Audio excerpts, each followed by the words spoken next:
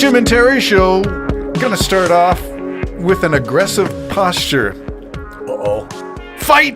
Fight! Jim says. So who uttered that? What was the context for those words? It was in the big stadium after the hockey rink. After the election? After Trump went over there. Talking about after the inauguration or after he won? After the election? After he was sworn in. After he was sworn in. Because he went over and he started signing the things in first president. the emergency orders or executive orders. At the chairs orders. of the people signing in executive orders. One of them might have been making the Gulf of Mexico, the Gulf of America. Talk about arrogance. Just couldn't do that on your own. Wow. Anyways, and he threw the pins out. But the people in the audience, I noticed at one part, maybe before Trump even got there, maybe one of the speakers or something, they were all chanting, fight, fight, fight. And I thought, you won, you won, you won. Now what are you fighting? And I thought, oh, crap. You guys are just in the mood for a fight. So where's that going to lead you? Where's the peace of God, the gentleness, let your gentleness be known and all that? It's nowhere in that administration. It is revenge and revenge. And the Lord said, revenge is mine. So be careful, you whole bunch of people, because you're starting to get sucked into this vortex, and you're going to blindly put on the mega, where it used to be the Nazi sign on your arm, the swastika on your arm's now going to be mega on your armband, indicating that you're a supporter and you're not hiding Mexicans, and you're not hiding all those filthy people that came from other places that happen to have a skin color a little different than yours. This is what I see coming. This is what I see happening.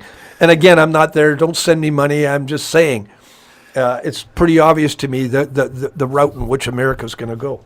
All right, let's move from domestic fight, fight, fight to international fight, fight, fight, and Trump's promise to end the war in Ukraine before. He said this during the debate with Kamala Harris. Even before I'm inaugurated, after I'm elected, before I'm inaugurated, so between November and January, I will have the war in Ukraine solved. I checked this morning. Well, number one is another virtue that we're not a virtue he lacks. We're supposed to be truthful, and we're not supposed to craft a lie or make a lie. God don't like that at all. Jesus Christ being the truth. If you're my faith, I understand. I have to throw that in there. No, that's fine. But let me put it this way: in my defense, they're all claiming to be my faith. Yes, the they are. Same faith as me. Yes, so I think I can speak to that and say you're nothing. You don't resemble any of it. So you can't find it. Matter of fact, almost everything that the President of the United States has is opposite to the gospel of Jesus Christ. Opposite. Well, here's to my family members who espouse your faith, who said of Kamala Harris, but she has a strange voice, but she is so woke, but she, here's policies. She's woke, yes, for sure. But, and I'm saying, but you're going to vote, or you would support Trump.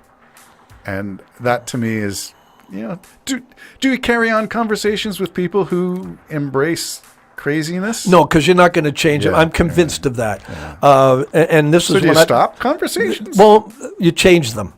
Or as one of my friends does, gets up and walks away.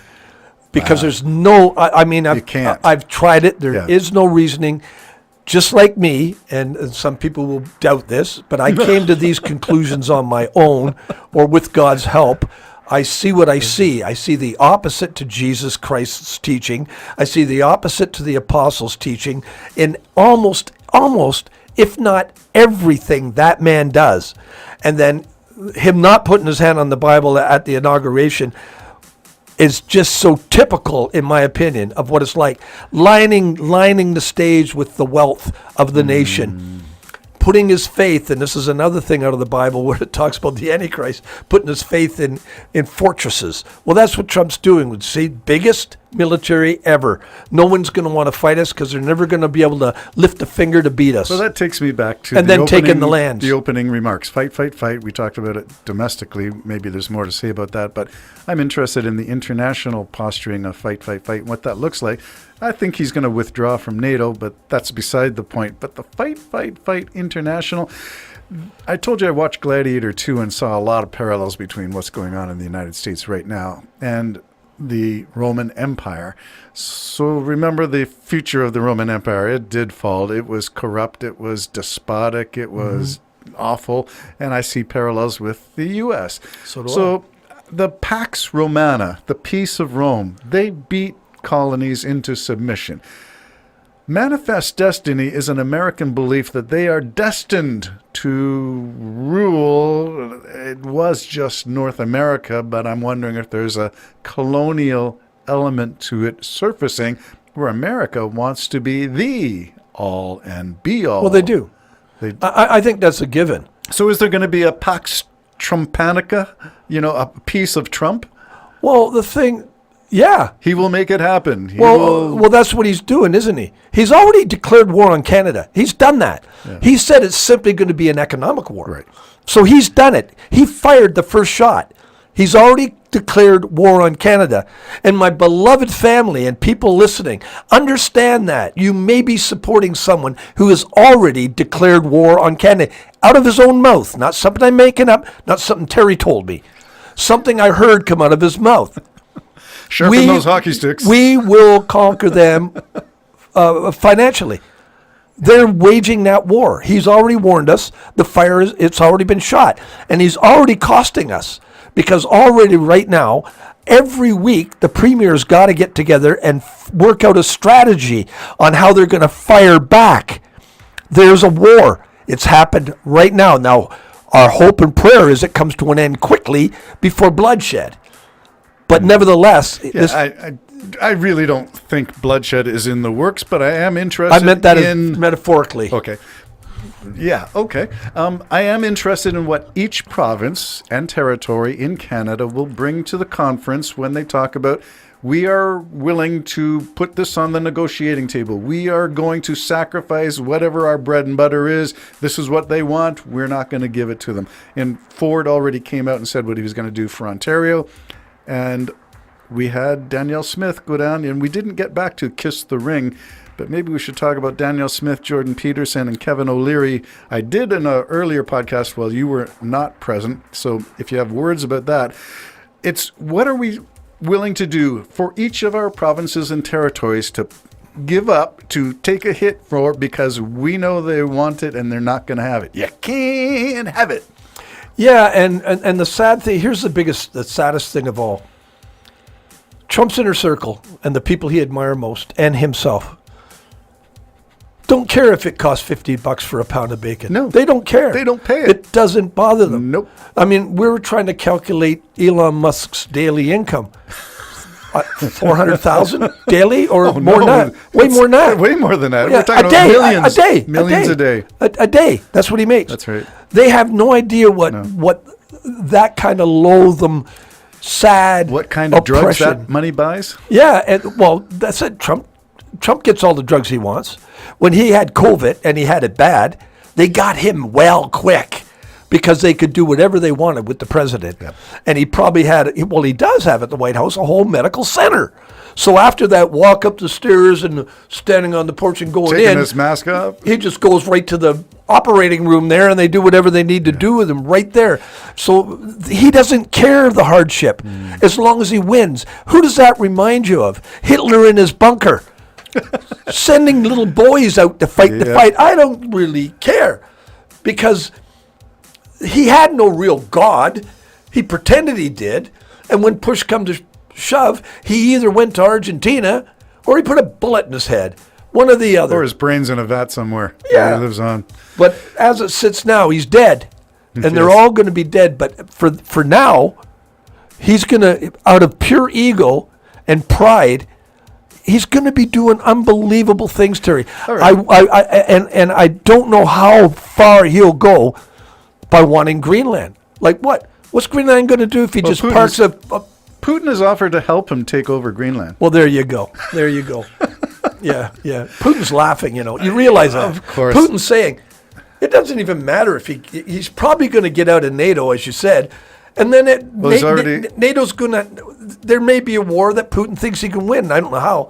He thinks he can do it right now. Right now could be the final swings on that stupid war if stupid wasn't the president of the United States.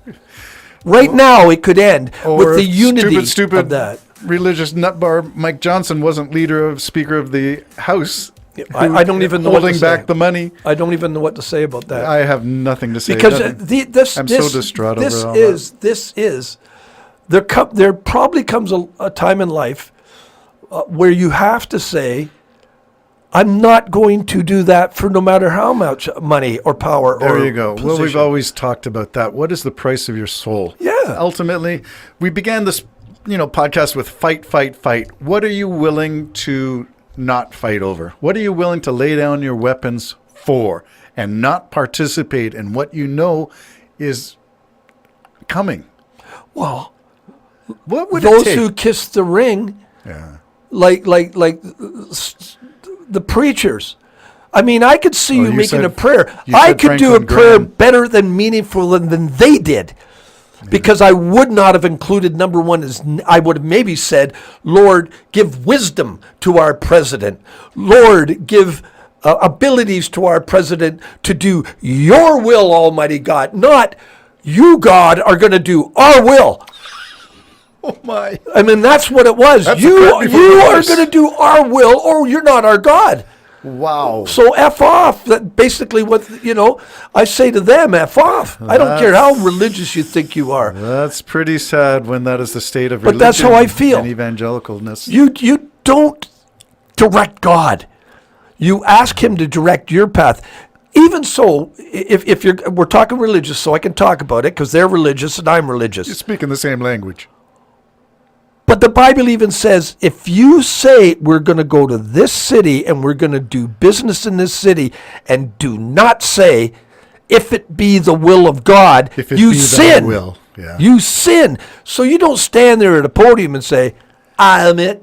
I really am. There's never been one better than me. The orange Jesus is well, I can can see. He's already said. Yep. He's basically said, I'm anointed by God. Yep. To make America great again. So he says.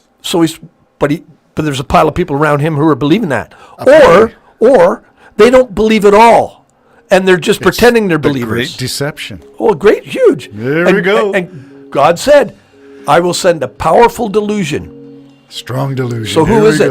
All the religious leaders all coming together to say he's our king. Really, not Jesus. The he's Jim our and Terry king. Show. There's more to come. If you like that. Jim and Terry Show signing off. Bye bye for now.